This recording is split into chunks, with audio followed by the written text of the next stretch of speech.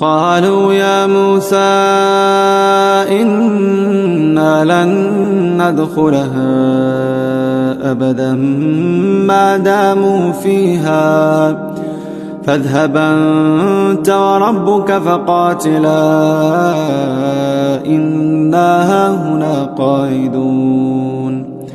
قال رب إني لا أملك إلا نفسي وأخي فافرق بيننا وبين القوم الفاسقين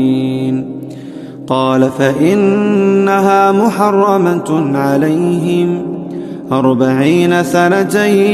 يتيهون في الأرض